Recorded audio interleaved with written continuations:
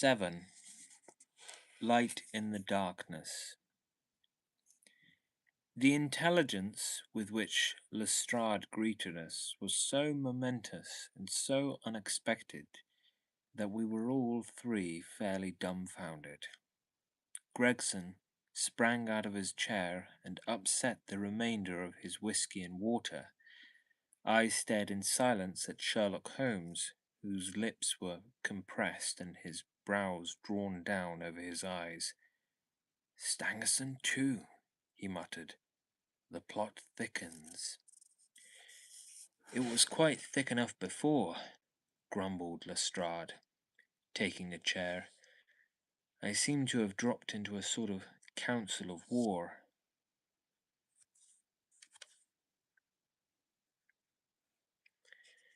Are you sure of this piece of intelligence?" stammered Gregson.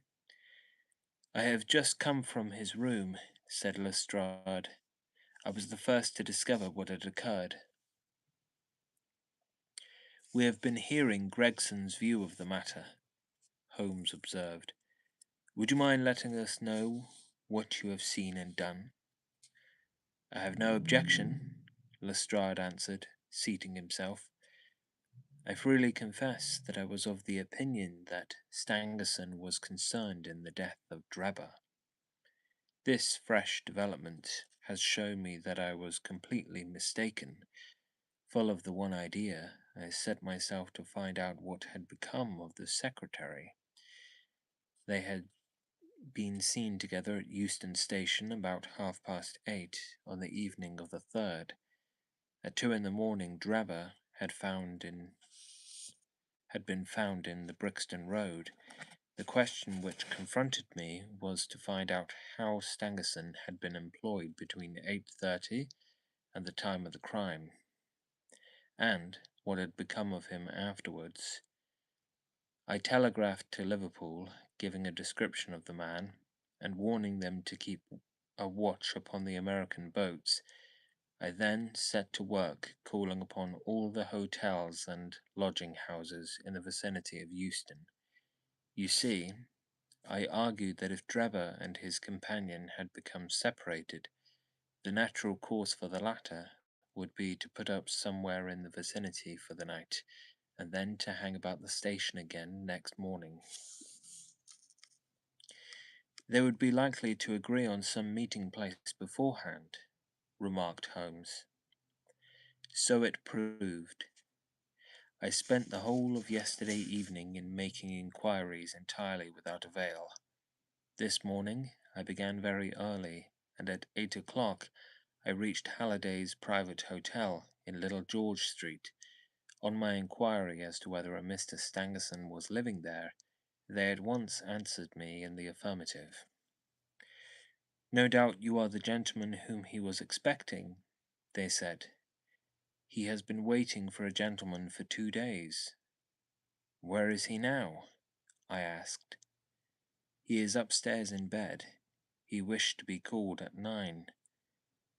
"I will go up and see him at once," I said. It seemed to me that my sudden appearance might shake his nerves and lead him to say something unguarded. The Boots volunteered to show me the room. It was on the 2nd floor, and there was a small corridor leading up to it. The Boots pointed out the door to me, and was about to go downstairs again, when I saw something that made me feel sickish, in spite of my 20 years' experience. From under the door there curled a little red ribbon of blood which had meandered across the passage and formed a little pool along the skirting at the other side. I gave a cry which brought the Boots back. He nearly fainted when he saw it. The door was locked on the inside, but we put our shoulders to it and knocked it in. The window of the room was open, and beside the window, all huddled up, lay the body of a man in his night-dress. He was quite dead, and had been for some time, for his limbs were rigid and cold. When we turned him over, The Boots recognized him at once as being the same gentleman who had engaged the room under the name of Joseph Stangerson. The cause of death was a deep stab in the left side, which must have penetrated the heart. And now comes the strangest part of the affair. What do you suppose was above the murdered man? I felt a creeping of the flesh, and a presentiment of coming horror, even before Sherlock Holmes answered. The word Rache, written in letters of blood, he said. That was it, said Lestrade in an awestruck voice, and we were all silent a while. There was something so methodical and so incomprehensible about the deeds of this unknown assassin that it imparted a fresh ghastliness to his crimes. My nerves, which were steady enough on the field of battle, tingled as I thought of it. The man was seen, continued Lestrade. A milk boy, passing on his way to the dairy, happened to walk down the lane which leads from the mews at the back of the hotel. He noticed that a ladder, which usually lay there, was raised against one of the windows of the second floor, which was wide open. After passing, he looked back and saw a man descend the ladder. He came down so quietly and openly that the boy imagined him to be some carpenter or joiner at work in the hotel. He took no particular notice of him, beyond thinking in his own mind that it was early for him to be at work. He has an impression that the man was tall, had a reddish face, and was dressed in a long, brownish coat. He must have stayed in the room some little time after the murder, for we found blood-stained water in the basin where he had washed his hands, and marks on the sheets where he had deliberately wiped his knife. I glanced at Holmes on hearing the description of the murder, which tallied so exactly with his own. There was, however, no trace of exultation or satisfaction upon his face. Did you find nothing in the room which could furnish a clue to the murderer? He asked. Nothing. Stangerson had Drebber's purse in his pocket, but it seems that this was usual, as he did all the paying. There was 80-odd pounds in it, but nothing had been taken. Whatever the motives of these extraordinary crimes, robbery is certainly not one of them. There were no papers or memoranda in the murdered man's pocket except a single telegram dated from Cleveland about a month ago and containing the words J.H. is in Europe. There was no name appended to this message. And there was nothing else? Holmes asked. Nothing of any importance. The man's novel, with which he had read himself to sleep, was lying upon the bed, and his pipe was on a chair beside him. There was a glass of water on the table, and on the window-sill a small chip ointment box containing a couple of pills. Sherlock Holmes sprang from his chair with an exclamation of delight. "The last link," he cried exultantly. "My case is complete." The two detectives stared at him in amazement. "I have now in my hands," my companion said confidently, "all the threads which have formed such a tangle. There are, of course, details to be filled in, but I am as certain of all the main facts from the time that Drebber parted from Stangerson at the station up to the discovery of the body of the latter as if I had seen them with my own eyes. I will give you a proof of my knowledge. Could you lay your hand upon those pills?" "I have them," said Lestrade, producing a small white box. I took them and the purse and the telegram, intending to have them put in a place of safety at the police station. It was the merest chance my taking these pills, for I am bound to say that I do not attach any importance to them. "Give them here," said Holmes. "Now, doctor," turning to me, "are those ordinary pills?" They certainly were not. They were of a pearly grey colour, small, round, and almost transparent against the light. From their lightness and transparency, I should imagine that they are soluble in water, I remarked. Precisely so, answered Holmes. Now, would you mind going down and fetching that poor little devil of a terrier which has been bad so long, and which the landlady wanted you to put out of his pain yesterday? I went downstairs and carried the dog upstairs in my arms. Its laboured breathing and glazing eye showed that it was not far from its end. Indeed, its snow-white muzzle proclaimed that it had already exceeded the usual term of canine existence. I placed it upon a cushion on the rug. "I will now cut one of these pills in two," said Holmes, and drawing his penknife, he suited the action to the word. "One half we return into the box for future purposes. The other half I will place in this wine glass in which is a teaspoonful of water. You perceive that our friend the doctor is right, and that it readily dissolves." "This may be very interesting," said Lestrade, in the injured tone of one who suspects that he is being laughed at. "I cannot see, however, what it has to do with the death of Mr. Joseph Stangerson." "Patience, my friend, patience. You will find in time that it has everything to do with it. I shall now add a little milk to make the mixture palatable, and on presenting it to the dog, we find that he laps it up readily enough." As he spoke, he turned the contents of the wine-glass into a saucer and placed it in front of the terrier, who speedily licked it dry. Sherlock Holmes's earnest demeanour had so far convinced us that we all sat in silence, watching the animal intently and expecting some startling effect. None such appeared, however. The dog continued to lie stretched upon the cushion, breathing in a laboured way, but apparently neither the better nor the worse for its draught. Holmes had taken out his watch, and as minute followed by minute without result, an expression of the utmost chagrin and disappointment appeared upon his features.